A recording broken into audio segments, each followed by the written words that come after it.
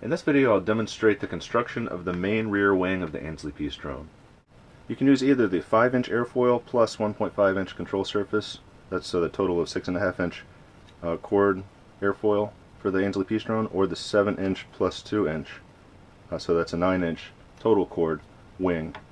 In my experience, using the same airfoil and the same weight, the smaller cord uses about 20% less power as measured by amperage, flies about 15% faster, and the overall weight with the same fuselage but the different wings is that the smaller cord weighs about 15% less. That's independent of the batteries.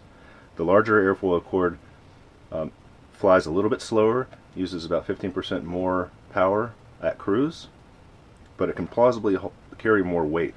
So if your aim is to carry more battery packs, with accepting that the drain will be slightly higher, the larger cord may be a better choice for you for long duration flights. For park flyers, I would probably recommend the smaller cord. It's just lighter, a little bit more nimble, and the flight duration for smaller battery packs is going to be more efficient and longer with the smaller cord. Incidentally, for any given fuselage, the smaller or larger cords are 100% interchangeable as long as you have left space beneath your tie-down points for your wing to accommodate either the smaller 5-inch cord, and it will only be the airfoil, remember, because it's inboard and the Elevon doesn't exist there, or the 7 inches that you see here between this point and this point. Either wing will fit beneath that and will fly just fine. The airfoil of the wing can be constructed in a number of ways, particularly with regards to the formers. Here on the top you'll see the standard layout of the interior formers of the 7-inch cord, which is 3 thicknesses of foam board with the center one bearing the channel for the spar. This one in the middle you'll see is a sort of a hybrid between the flight test style with the vertically oriented pieces of foam board in the forward section, channel for the spar, and then laid down flat formers in the rear. And here's a further evolution of that, where there's vertical pieces of foam board, horizontal pieces of foam board, and a small ribbon of carbon fiber which extends about halfway down the wing just for additional rigidity.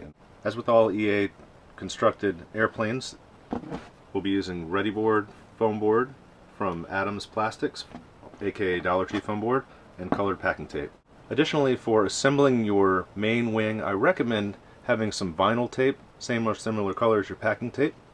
And if you choose to create a folding main wing, duct tape or reinforced packing tape, any sort of durable tape that has the fibers embedded in the tape itself, is recommended. In building the Ansley Peace Drone, you'll need 3 wing sections. That's 2 for the main wing, 1 for the canard, and they can all be built identically to start with the 7-inch cord wing for heavier payloads or longer flight times. I recommend leaving about a 2-inch additional material at the trailing edge to create the elevons from, and for the 5-inch cord version like this, I recommend leaving 1.5 inches of extra material to create the elevons from. Having constructed your Armin Wings according to the instructions in the main Armin Wing video, try each of the 3 wings to get joined together in different combinations until you find the pair that makes the most clean joint, where the airfoil conforms the best and the leading edge is matched up. These 2 fit perfectly, so I'll use this as my main wing, and I'll pre-mark this as my left and this is my right to keep them straight. The next step will be to create the elevons from the trailing edge material that you've left in place. See the main Armin Wing video for this, but in brief, this entails cutting a groove at the very edge of the joint at the trailing edge, creating a hinge there, and then finally finishing the elevon. The elevons can be finished in one of 3 ways. The trailing edge can be simply wrapped with a piece of vinyl or similar tape like this. It's a little bit blunt, not quite as aerodynamic, but is quite durable. The wraparound technique can be used where the foam board paper and tape over the upper surface of the wing is wrapped around the foam on the bottom and adhered with a piece of first 2-sided tape beneath that paper, and then finally covered with a piece of packing tape. This is even a little bit more blunt, but it is extremely durable, at least as durable as any other place on the wing which is covered by the same paper once it's wrapped around. And then the third option, which is the most work but arguably the most aerodynamic, is the kissing tape technique, where the elevon is sanded and tapered down and packing tape is applied so that it the adhesives of the upper and lower surface tape meet together. This is razor sharp, very aerodynamic, but not the most durable, as it is so sharp it can get dinged up in transport, so whichever suits your need. Similarly, the trailing edge of the wing root itself should be finished with some tape. And remember, this is the trailing edge immediately in front of your propeller, so as smooth an airflow as you can provide over this, the quieter and more efficient your propeller will be. So when making the cut in the elevons to make space for the propeller, there are two main considerations. One is the size and location of the propeller, and the other is the location of the servo inside the wing. The main consideration is to have this dimension be at least as large as the propeller diameter, and this is a 10-inch propeller, preferably with another inch or two clearance on either side. In this example of an APD wing under construction, you'll see that I've made the elevon cut 8 inches outboard of the midline here. That makes room for a 10-inch prop, conceivably up to an 11 or even a 12-inch prop, and still space here at the tips to clear it, again in case the wing shifts during landing or crashes. So that cut has been made 8 inches out, providing a 16-inch slot, and with a 40-inch spar centered over the midline of the aircraft, you'll see the tip protrudes past the location of the servo here, so that makes sure that that's strong. Here's a 30-inch spar, which when centered comes right to the servo. In this instance, if you're using such a spar, I'd recommend locating your servo a little further inboard, the compromise being that your elevon will be slightly flimsier, but you'll create the weak spot over an already reinforced part of the wing where the spar exists. As a good rule of thumb, for most builders using the commonly available 30-inch spars, an 8-inch gap per wing on the elevon, and say a 6-inch location of the servo relative to the cutoff of the elevon would be good, and still have the servo fall inboard of the tip of this spar itself. Once you've created your elevon for your pair of wings, it's time to install the servos. I prefer 9-gram sized digital metal gear servos. Now it's time to cut in the servos into the bottom of your wing. Advanced builders may wish to pre-build in the servo actually inside the wing before folding the upper surface of the wing, but I personally find it easier to put in the servos afterwards, and they're more easily serviceable. If you need to change that servo or adjust it, you can just access it through the hole that you've made. Now, the location of the servo should be adequately far forward of the trailing edge to exist in the slightly thicker part of the wing, but not so far forward that it impairs the spar channel itself, thus making that a little bit weaker and even risking cutting into your spar or placing your servo in the way of the spar once you go to insert the spar into that channel, which would be pretty embarrassing. And so I like to place it about 2.5 inches forward of the trailing edge. It does require cutting out some of the former material here, but not so far forward as to get in the way of the spar channel itself. Now, the disadvantage of going to the spar channel is obvious, but you can see going adequately far forward provides a nice smooth finish on the lower surface of the wing. Being conservative in placing the servo a little bit farther back in the thinner part of the wing is safe as far as the spar is concerned, but it does tend to create this little irregularity in the lower surface of the wing. It's mostly cosmetic, but aerodynamically not pleasing to me, and so try to make your servo exist in the part of the wing where it's thick enough that it will allow the servo to sit in flush. Then the servo can be simply glued in place, glued around the perimeter, and it should be nice and solid. Then the push rods are created, the control horn is placed. I like to use gift cards folded in an L shape, glued in from the top like this by simply cutting a slit, sliding that down in, putting foam safe CA glue under this portion, and then taping over it. And then the push rod can be placed into the control horn, which should be cut in directly behind it. For control horns, any quality control horn will do. I prefer the economical option using a gift card or security card or hotel key card like this.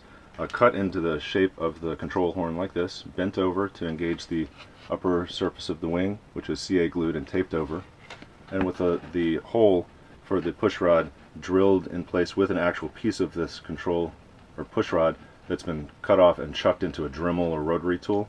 Therefore it creates the perfectly sized hole. A slot is cut here immediately and directly behind the servo arm like this. A slit is cut into the elevon like that. The control horn is pushed through that slot in the upper surface of the elevon until the flat surface comes down to the top of the wing. I recommend removing a bit of the tape and paper from this location, using CA glue to glue the undersurface of the control horn here directly to foam on the elevon, and of course the control horn proper will extend down from the elevon, at which point you can engage the push rod from the servo correctly from there, with or without a clevis. Now, because by default your elevon servo wires exit the rear trailing edge channel, but when mounted need to engage the leading surface of the wing where it is mounted to the fuselage and where your flight controller or receiver will rest, you need to burrow these leads up to the forward portion of the wing.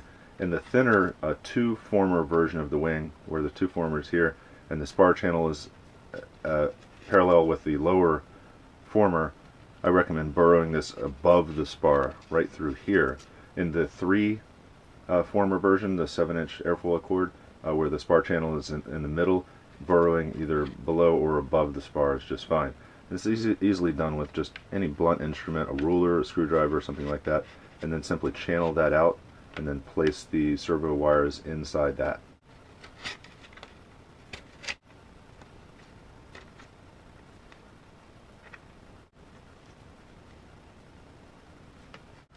And just a touch of CA or other type of glue right here will just keep it in place, keep that from wanting to pull out. And so eventually the wire will exit the wing right at this position right here. Optionally, you can cut a small slot, but often I find that if there's foam here, it will create its own little slot. However, since I've got a plastic gift cards right up to the edge, I'm going to carve out a little notch for the wires. Now, if you're using rubber band wing mounting technique, which I actually highly recommend because they're very forgiving, they allow for some movement during crashes, they're very economical and replaceable, although not that pretty looking. I do highly recommend reinforcing both the forward and trailing edges of the roots of your wing right where the rubber bands will cross over like this. Because the rubber band takes a sharp bend over both of those edges, it can damage this after a few uses. Here's an example of a wing leading edge root without protection, and how it just sort of gets crinkled and wrinkled, creates extra drag, and just looks ugly. A great way to accomplish these bends is to use a heat gun, or what I use is actually this very space heater right here. Turn it on, take your virgin card, and we'll just lay it on top and let it get nice and soft. Carefully remove it and quickly form it over the leading or trailing edge of your wing as needed. Now it's time to construct the vertical stabilizers, or winglets, which go on the rear main wing. These can be constructed of ready board foam board, preferably covered with packing tape and edged with vinyl tape or tape of your choice. Can be made of coroplast, which actually doesn't really need any finishing unless these ridges bother you, or it can even be made of Deperon, which is extremely light, a little on the floppy side, either covered or uncovered. I've used all three of these with good success.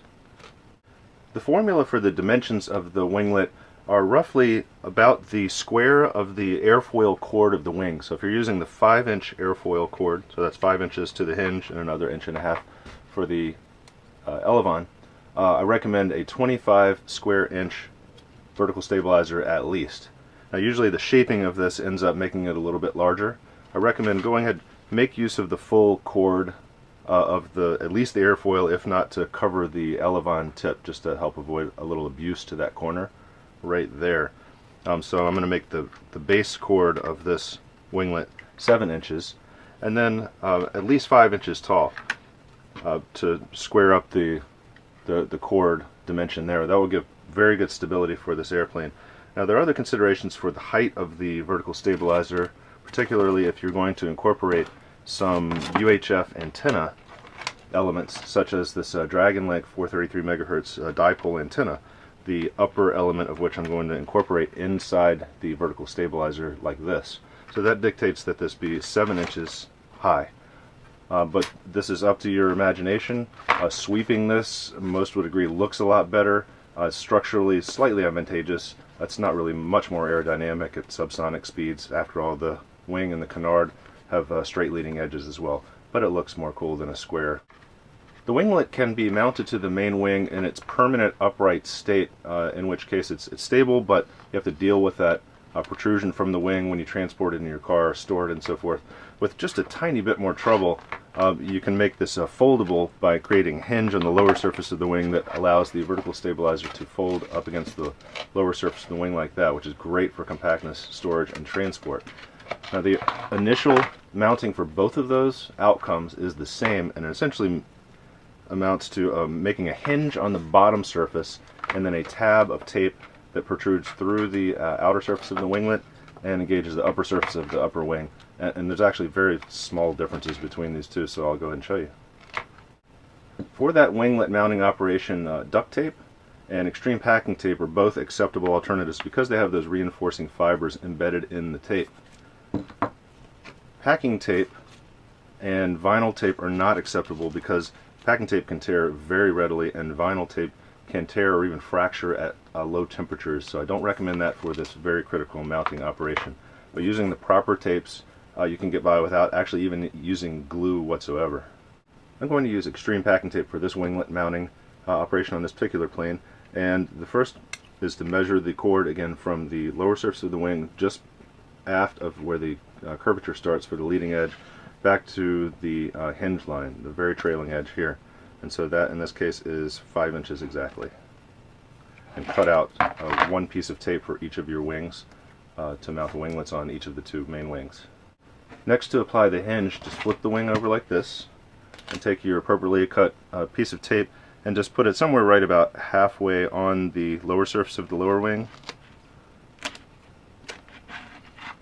like that. And then just flip this back over and then take your winglet and aligning the forward edge right there is place it down on the tape, not perfectly straight down but cant it outward slightly about 30 degrees, and that will allow a little bit of cinching mechanism when you attach the tape here and then fold it up.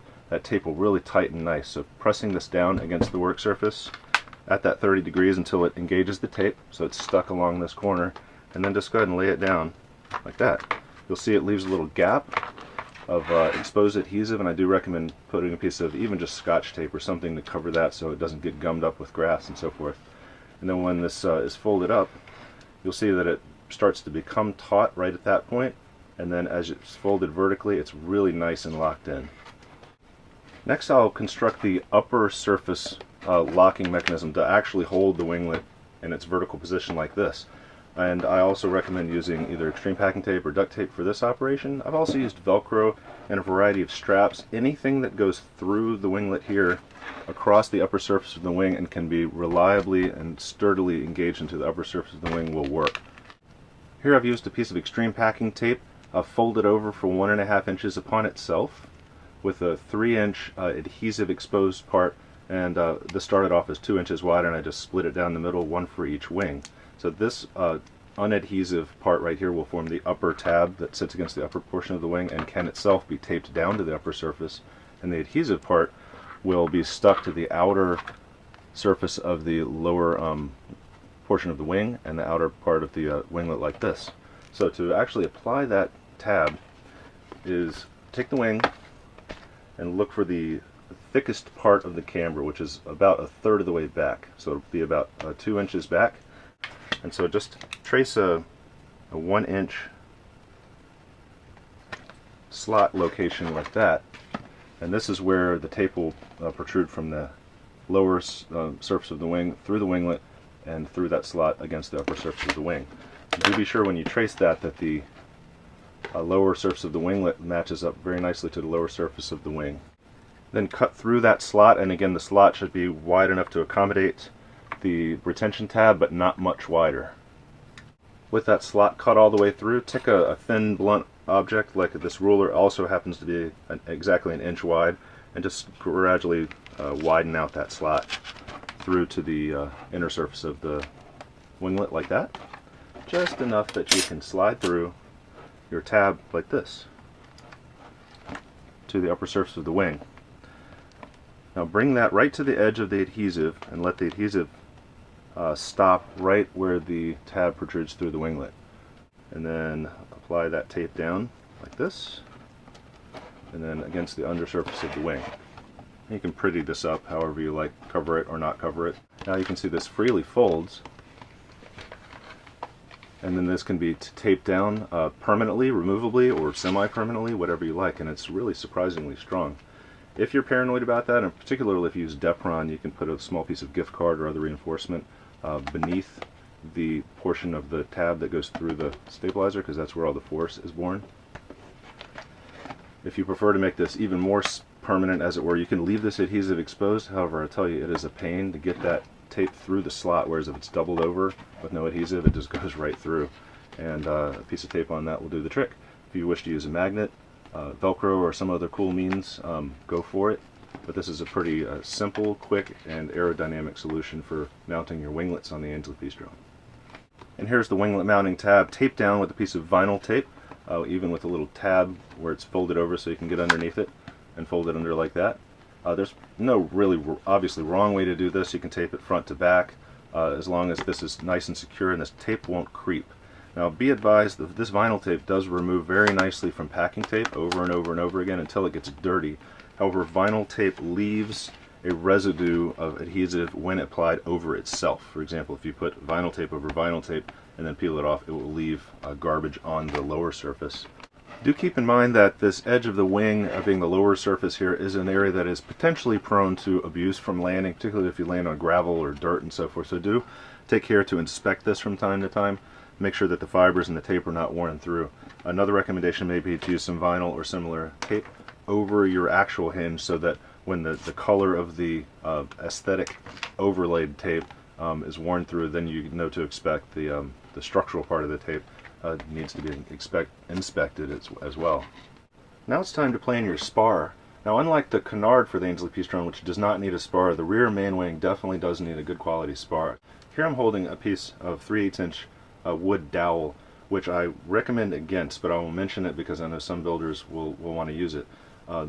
The advantage of wood is it's extremely economical, moderately strong, but has the disadvantage of the potential for weak spots developing or being manufactured into the dowel, and so it could result in a catastrophic in-flight failure if you have an unrecognized damage, particularly if it happens at the wing joint, which is usually where it will happen. So if you do use wood, get the best dowel from the batch and keep your fingers crossed and don't fly in too rough condition, and inspect it well after a crash. My next choice, which has been my long-standing go-to, is a 32-inch carbon fiber arrow shaft like this. This was bought from Cabela's for $4 in a pack of 6, so the pack of 6 was $24. Hunter brand, and you simply take out the knock and carve off the fletching. That's the fins. This is 7.5 millimeters in diameter, very economical, very stiff, just a slight amount of flexion, and impossible to break under normal means except for an extreme crash. I've never broken one myself. Another option in that realm is the commercially available 30-inch carbon fiber tube in 7 to 8 millimeter diameters. This one happens to be wound, which makes it a little bit stronger even and more resistant to splitting from the end.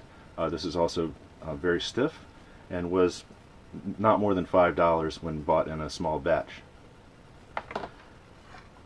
My highest preference is that same tube in an 8 millimeter diameter but 40 inches longer, which affords an extra 5 inches at either tip to provide some additional rigidity at the ends of the wings. Now, the actual joining of the wings is simply done after placing the spar, and I never glue in my spar. It just complicates recycling the spar because you have to get off all the glue and get it out of the wing, and it's arguable whether it adds much strength to glue it anyway. So if you do crash your plane or otherwise decide to repurpose your carbon fiber spar, you're left with this kind of thing with a gluey mess versus this one ready to just slide right in your new plane.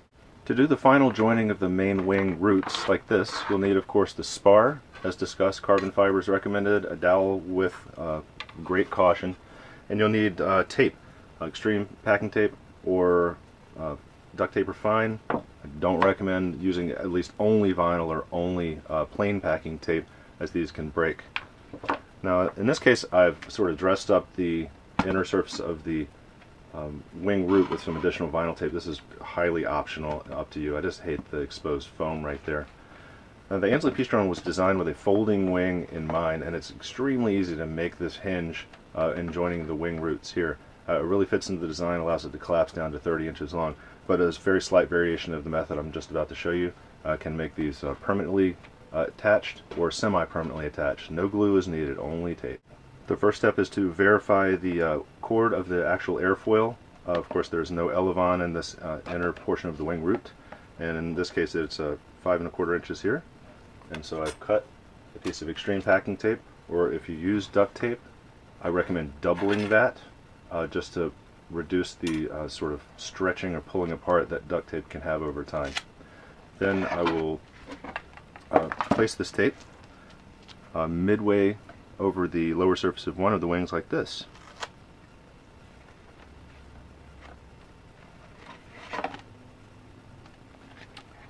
I previously installed plastic gift cards Gorilla glued against the surface of the wing on the lower portion with the tape removed from the foam board itself. This just provides a nice substrate for the tape to stick to, and a nice durable surface that actually sits on top of the fuselage like this. Now place the spar into that wing, and we'll slide the other wing onto the spar. And if you are doing a permanent or semi-permanent wing mounting here, do mark the center of your spar so that equal amounts of the spar end up in both the left and the right wings. I'm going to make a removable spar and hence a foldable wing, so the spar is merely in place just to align the wings as I slide them together. Slide them together carefully. If they don't match up the leading edge perfectly like this, with the semi-permanent or permanent wing, it's okay to squish this backwards and forwards, move the wings in relative to each other, and then apply the tape. If you're using the removable spar technique, resist the urge to push that too far, because the channels need to line up very naturally and organically so that the spar slides in and out. Fortunately, I've constructed these wings pretty well, and they come together nicely like that. Reduce that gap as much as you can. Give the tape a little stretch. And I'm pushing the tip of that wing against a piece of furniture out of frame, and then just giving a nice tight hinge. Now once that's done, all that needs to be done is to sort of dress up, cover these areas with, I'm going to use vinyl tape because this is non-structural. However, if you do want to permanently join your wings, then you can go ahead and use your duct, vinyl, extreme pack tape, whatever you like, just to cover this entire area, including the seam. The only difference here is if you have the removable spar foldable wing, don't cover the seam, so have the tape go only to the midline at the hinge, whereas if you're making a permanent, cover that completely. So here is the fully constructed and folded Ansley Peace Drone main wing with the winglets, of course, folded up inside. The servo arms and control horns are protected inside during transport. And the total weight of that fully constructed wing with a spar is 356 grams.